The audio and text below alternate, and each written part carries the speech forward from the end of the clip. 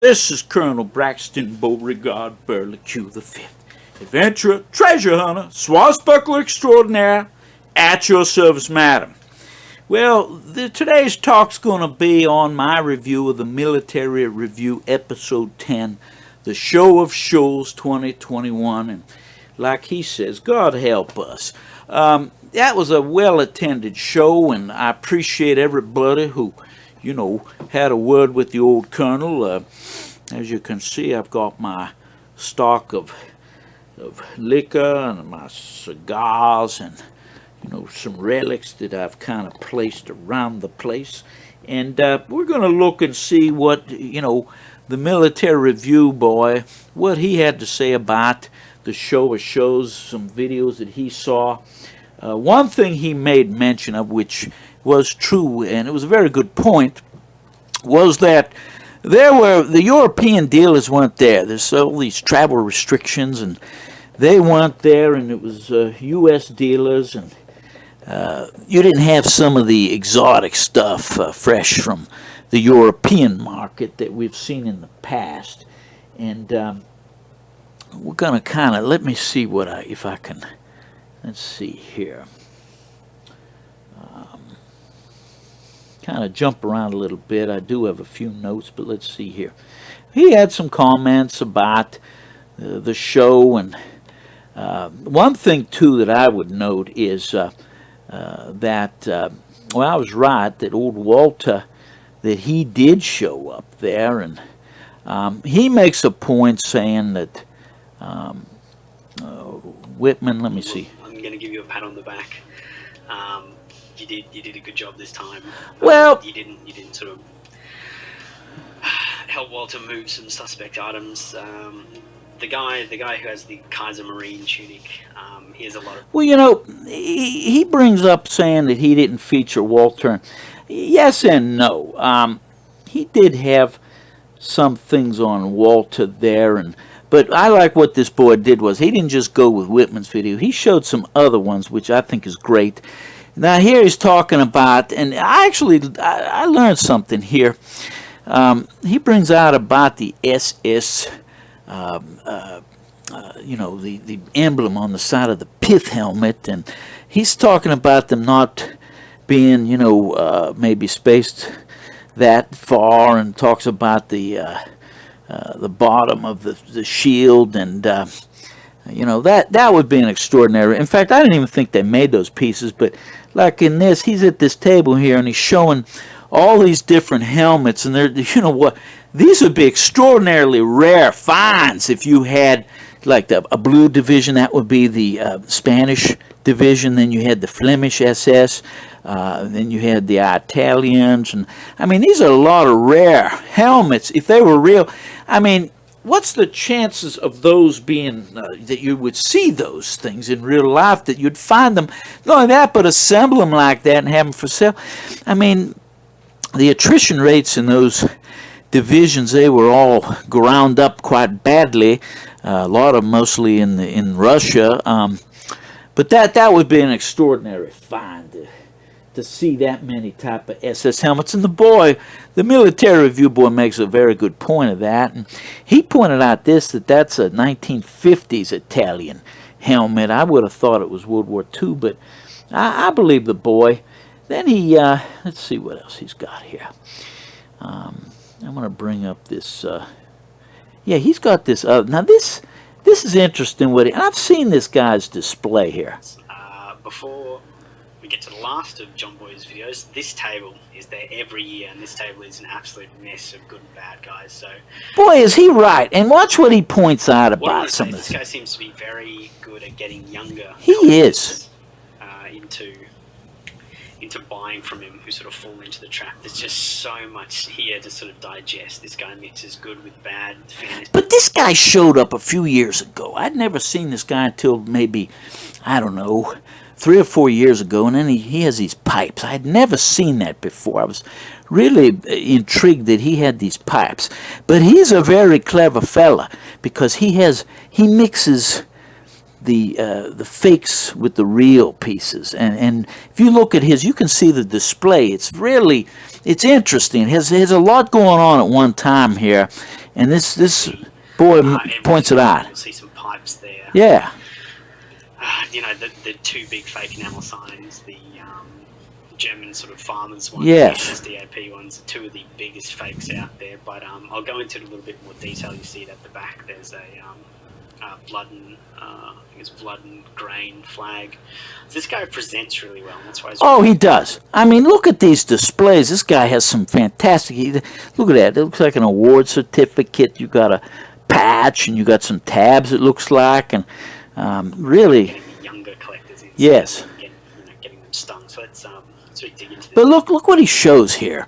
And he makes a great point. Now, he's pointing out these phony winter whitewash helmets up here. And then he points out, I guess that's a box of cigars. That's a little... In the background, straight off the bat, you have the whitewash SS helmet, yes. and other whitewash snow camo helmets, surrounded by probably some good helmets. But you know, this is the big yes. thing about this show, of mixing sort of really sort of obnoxious fakes, usually SS stuff, in with good stuff. This guy does a really good job of presenting things that aren't worth a lot of money in a very sort of flashy way. He does. I agree with this. People selling boxes of World War II cigars at the SOS is quite common. It's an absolute sort of stitch up and farce. You know, these aren't original cigars. You know, they'd be almost falling apart at the seams. Yeah, think about that. These cigars, if you had a cigar, imagine this cigar being from like 1944. I mean, the thing would be all dried out, I would think. You know, it's hard enough having a regular cigar, and if you don't smoke them quick enough, they are drying out unless you have them in a humidor, and you're trying to keep them from, disintegrating. And imagine a box of cigars. And nothing against Whitman. He produced in one of his unboxing videos a whole box of Herman Goering cigars. They sure looked original to me, the box and the whole deal, and you could tell they were hand rolled. I mean, they were really, it looked like a legitimate find. And I'm not, honestly, I still think they are, but I see this boy's point that there are some phony cigars here, and, I would imagine the box is a fake, but certainly that's the first I've heard of this through this here boy's video. As if they were, and they're always popping up like this. As we move down his table to the left, yes, what's that in the background? Another one of the wonderful Christmas ornament boxes. When I've walked past this guy's table over the last sort of 3 or 4 years, he's always had a box of them. And yeah, but what this boy is, I think, smarter than Kunstler in that he has the ornaments, but it's an old trick. This is a trick that I learned years ago, actually, at the flea market, where I remember as a boy, I bought an item, and and the guy I purchased it, this guy didn't miss a beat. Soon as I bought it and I took it off the table, he reached under the table and he put another one there, and the whole thing was he was showing that he probably had a whole pile of these items under the table, but he was trying to look like it was a scarce item by just having a few out on the table. Instead, old Kunstler had like 8 boxes of the ornaments out, which I thought was, it's less makes your subterfuge less credible because of the vast number of the items you have. This boy, this guy showing, just a few ornaments there, that was a smarter way to play it. But let's listen to the boy. Always marked as super rare Christmas ornaments. Yes. 100% original. Exactly. And people still buy them, guys. Tell your friends, tell anyone who's still shopping at the SOS or into Militaria that this stuff is fucking bullshit. It's not real, and people get sucked in. Exactly. But I'm going to show you sort of the last 3 things on these tables that just make my head spin. So this is my reaction. Holy Jesus! What is that? What the fuck is that? Yes, I agree. That is me looking at these sort of collectivized pictures here. So you've got buy some. But look what he has here. Again, he has the silverware. He has the enamel NSDAP sign, and there's another one there that he has. And like I said in my previous video, I didn't realize there's such an elaborate setup of all these phony enamel signs. It's it's frightening, to be honest with you, but let's kind of move on here. 2 German pipes on the top there with the fake NSDAP Yes. enamel sign. You've got the farming sign, the blood and honor sign. Yeah. We've got here's an SS. But here's another thing the boy points out. Stuff is a fake, and I feel And this is in the Legacy Collector, and I'm nothing against him. You know, he's a gunman, and he has this here collector, and he's showing this, and it looks, I mean, and I agree with the Military Review boy. I believe this is a fake tunic. It looks like they cut the SS rune part out to kind of add authenticity, like it was a captured piece. But you know, if you watch this, there's a couple things I'll point out here. really bad because this young fellow here is a young collector. But this was a buzz on all the forums very quickly after this show. What you have here is there's 2 big giveaways. Where the SS runes are being cut off, people said, you know, the material behind almost looks like the stuff that you get out of a stuffed animal, that sort of fake fibrous material. And you know, I let me say this. I'm not an expert on these tunics, but I will tell you, on the SS tunics, the pre-war ones, they have a lining in them. It is like a suit, a well done tailored suit.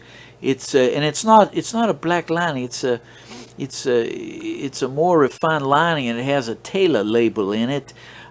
This really looks like really cheap. I mean, they could maybe make the argument saying, well, this was done in 1944, and that, you know, it wasn't up to the standard of the pre-war quality. But you know, this you could tell this is very poor tailoring and construction of the article clothing we have here, and yeah, I definitely believe that one's a fake. So let's listen on here. Here, the stamp inside, and also on the front pockets, you'll see the white stitching is very prominent, and that's what really gives it away, that white stitching on the front. And I feel quite terrible because, as everyone's pointed out in the forums, this is a young collector who's just been duped at the show. This is what was picked up at the show, so Yes. really bad about that. Legacy firearms, great people with They are. He is. It definitely is. They're excellent on firearms, so See. please go subscribe. Then he goes on to sort of reality. They're so high at this point. yeah. And this is the problem with these shows. There's dealers at the SOS you will find who overprice their items to the point that... Well, they overprice them because they really don't want to sell them. Well, one thing I'll make a comment on is there are some dealers, they like to have an impressive display of items, not to sell. And this is something that I learned years ago. It's not to sell. It's not even, you could even say, I mean, yeah, maybe some of it might be to educate fellow collectors, you know, if it is an original piece. But I've seen some dealers, they want to have an impressive display of items so they can impress anybody who's coming to the show to sell items.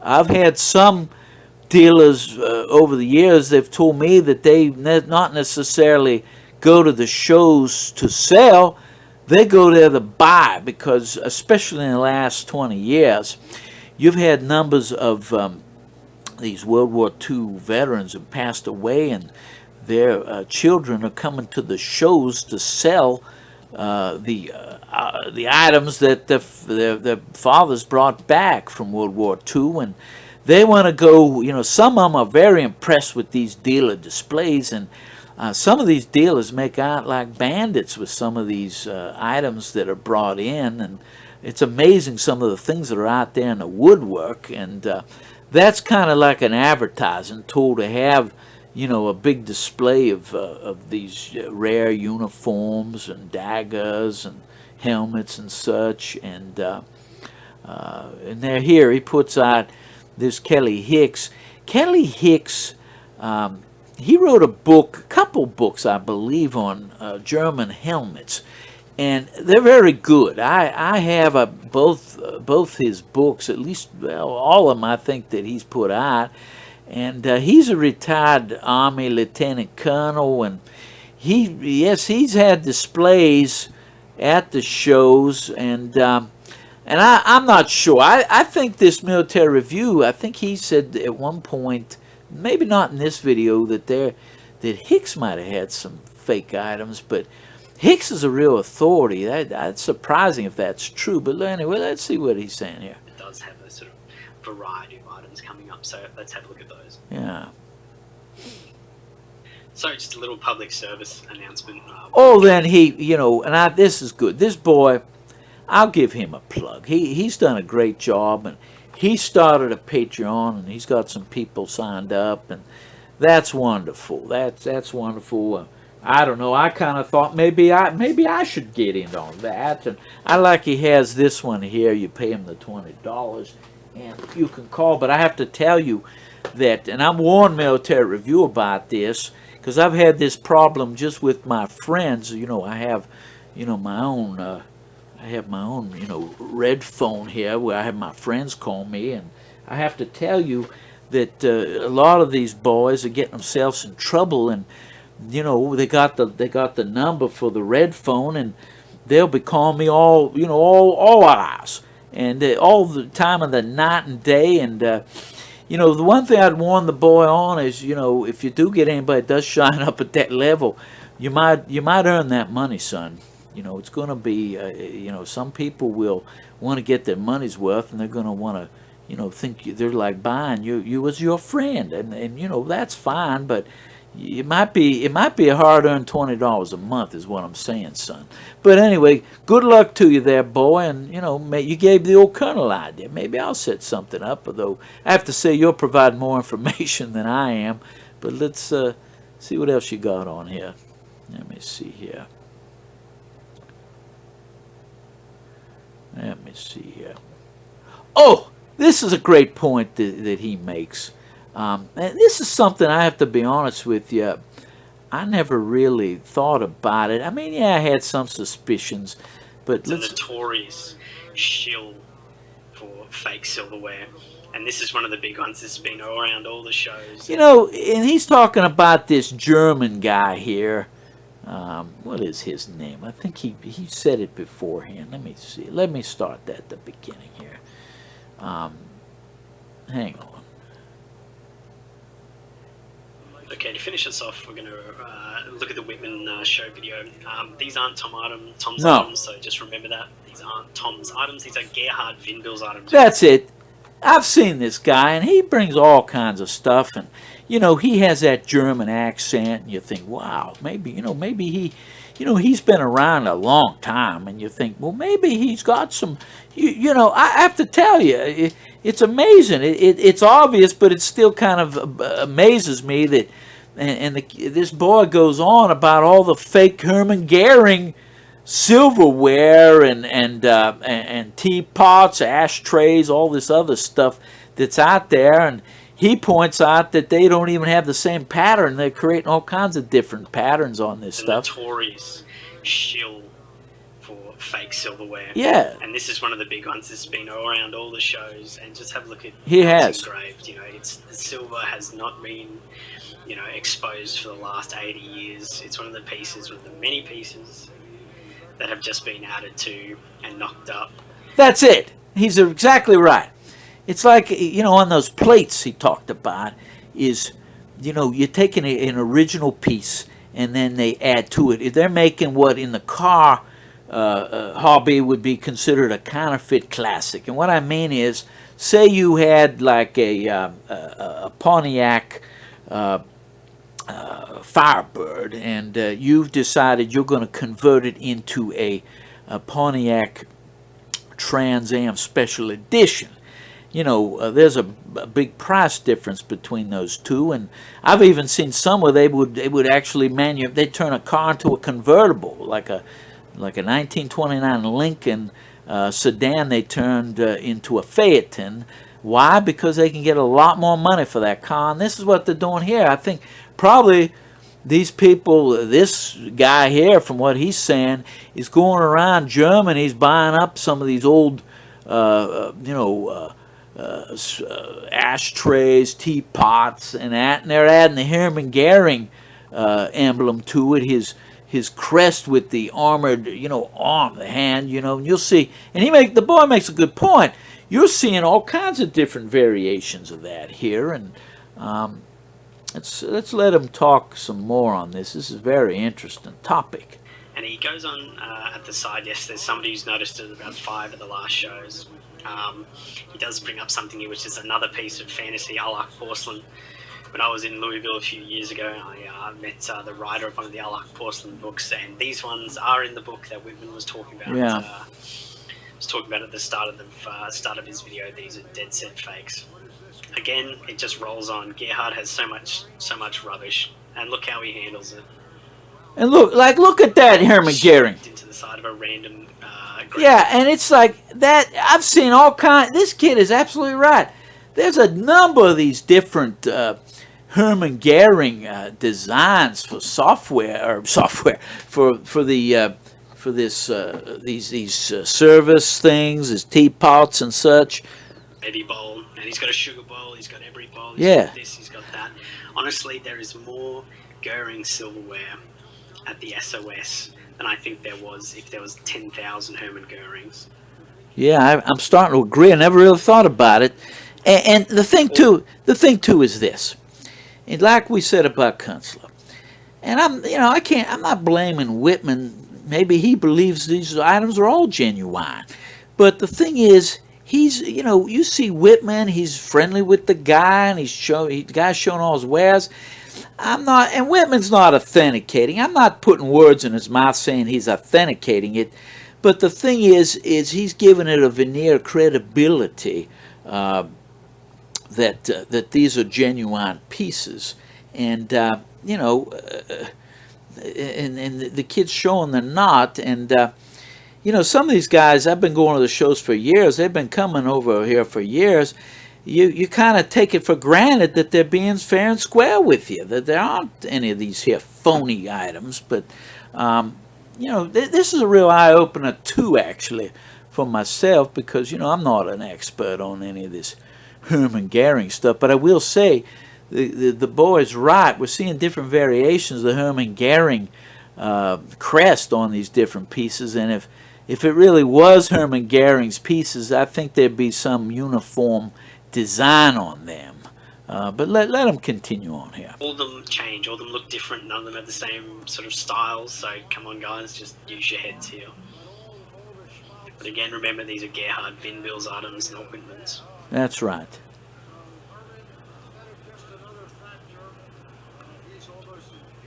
He has so many crazy fantasy items, this guy, and at the show, almost no one shops with him. I'm sorry. Well, that's true, but here's what I think, based on what he's saying. Yes, no one shops with him. I think it's not because they all think they're phonies. I think it's because this guy has such huge prices on these pieces. And that now I'm sitting here thinking about it, I think Whitman bought some pieces, certain pieces from this boy. If I were Whitman, I'm watching this Militaria review of the show of shows, I'd be really looking close at those pieces. But anyway, let him continue.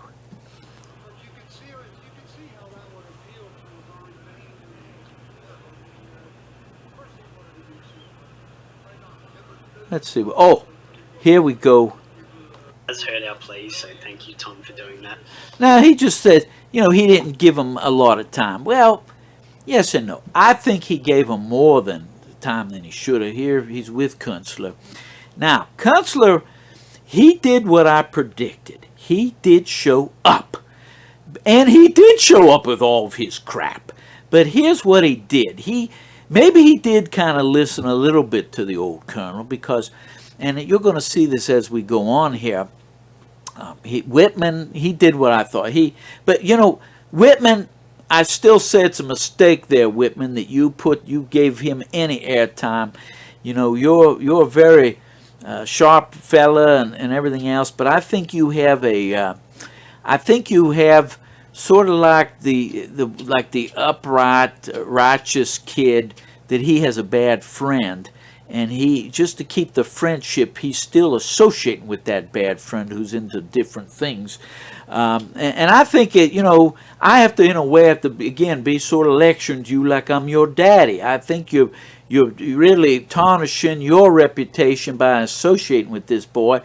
But what I've seen, and it's interesting to read the comments to the Military Review's video, and I didn't know this, that this Kunstler actually had a military shop in New Jersey back in like the 1970s, and I'm speculating that that's how Whitman made his acquaintance. He probably dealt with him in buying some things, and you know, maybe he got some good deals from this Walter. I don't know, but they obviously struck up a friendship, and he's still, you know, he's still treating us. He's being loyal to his friend, although I think it's a misplaced loyalty.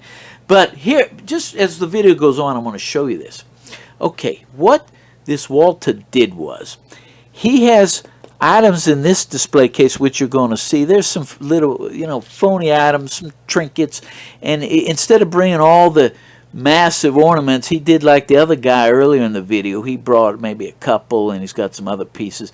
Then here, and Whitman showed in length all these daggers, bayonets that this Walter has, and those I believe are all genuine. But so what he did was he got some genuine pieces like I had suggested. He put them in there. Then I didn't realize this.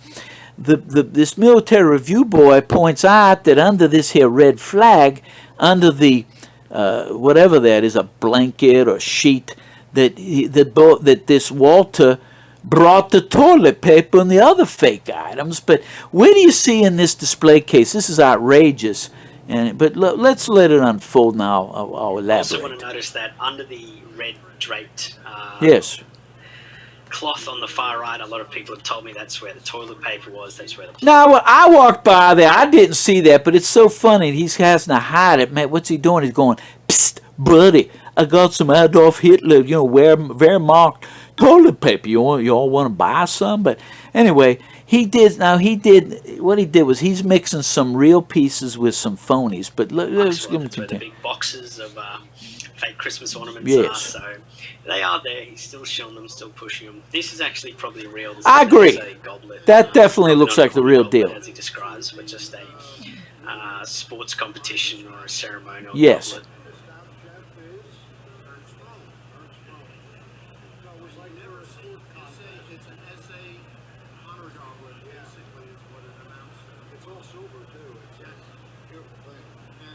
It is a nice goblet. I'll give him credit, but I'm sure he wants way more for that than any one of us would care to pay. Again, he's looking for the fresh fish to sell that to. But let me see if we can kind of move things along here.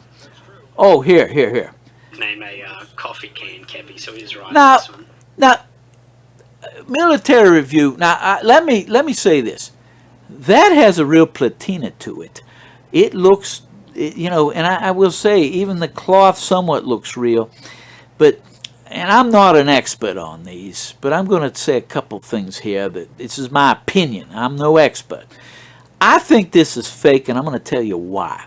Because most of the visors on the German caps, I've never seen one where it's a cloth material on the visor. That's more like the way the British would have made a hat with the cloth, the same cloth you'd have there.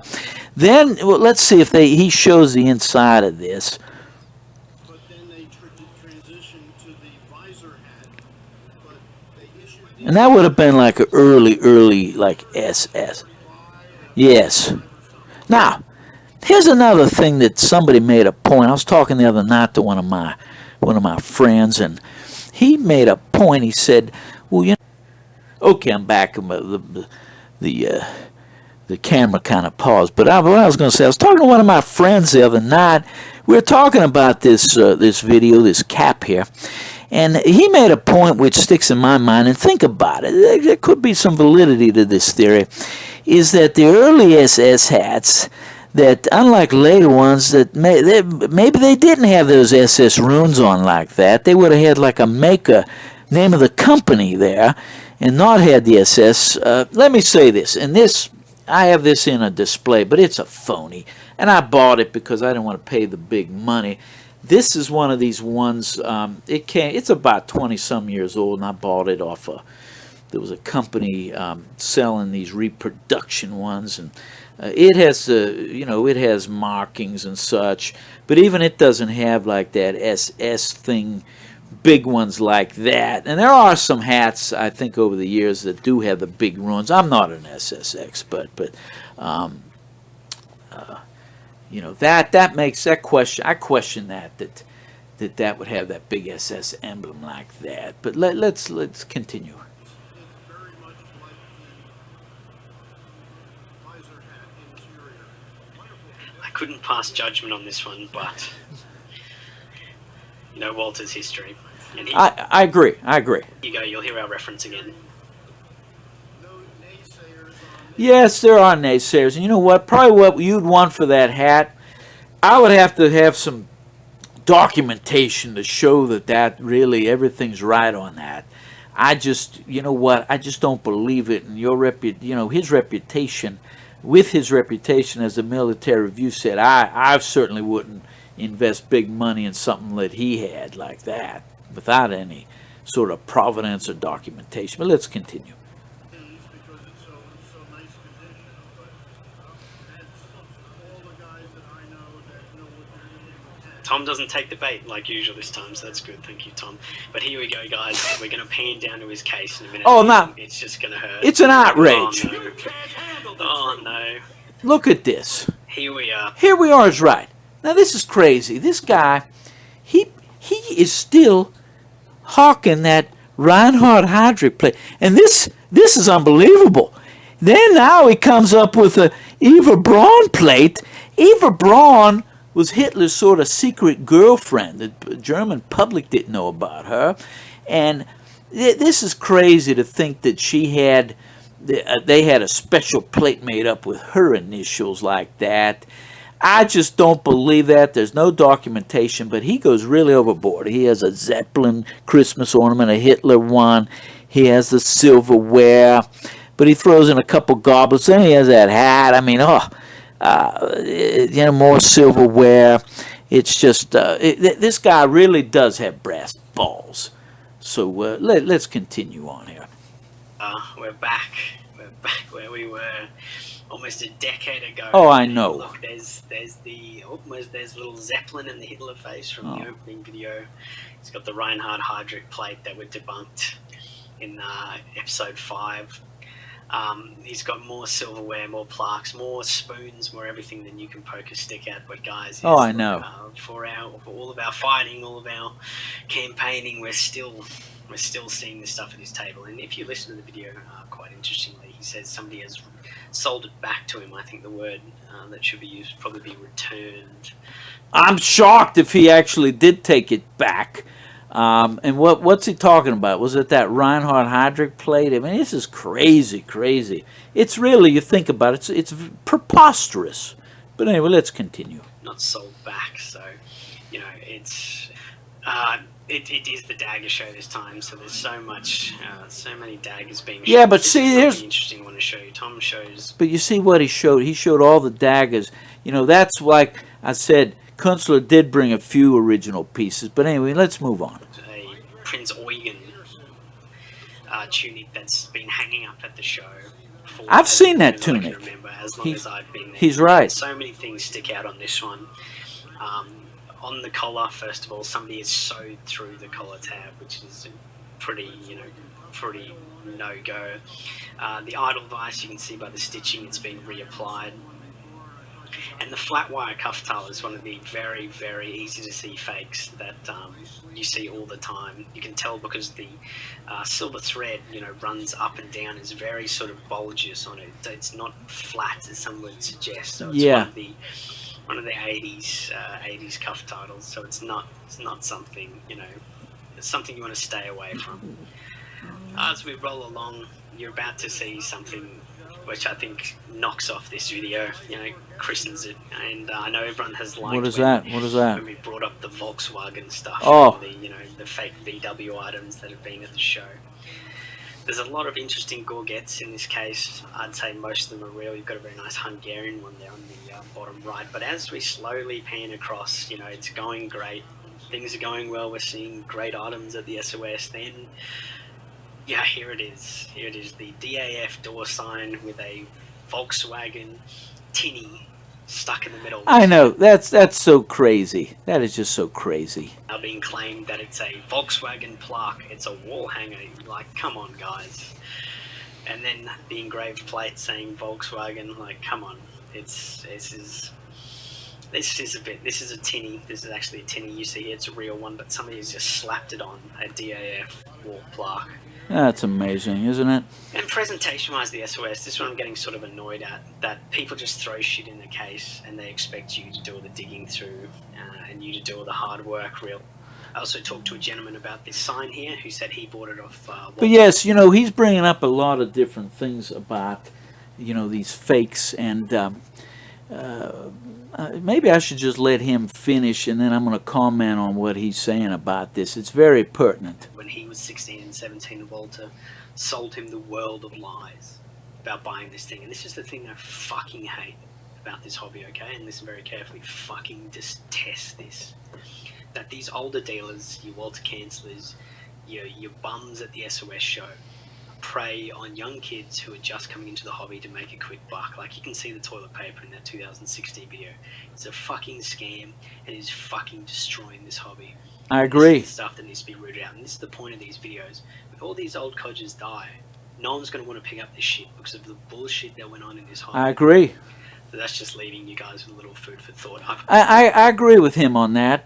All these fakes, who's going to want to collect, in a hobby where we have all these fake items? And my opinion is that these established dealers, they're like the stewards, the trustee of the hobby, and just like in any business thing, you're hoping that you're going to get some real authentic service and products, and he's absolutely right. I'm absolutely stunned at the widespread. I knew there were fakes over the years, but I didn't realize how relevant they've been, and how pervasive, I should say. And this has been a real eye opener for me, and I've enjoyed Militaria Review's videos, and I do like commenting on them, and it's been a great pleasure. And that's the wrap up of the SOS 2021 show, and it's very, very interesting video, and I do look forward to the Mac show. I'm going to be there at the Mac show. I'm going to try to get some footage and see what we could find there, if anything that's going to be of any, and authentic at a reasonable price. But we're going to see. But I appreciate you all stopping by and visiting here with the old Colonel. So this is going to be Colonel Braxton Beauregard Burlique V, adventurer, treasure hunter, swashbuckler extraordinaire. At your service, madam. Signing off. Goodbye.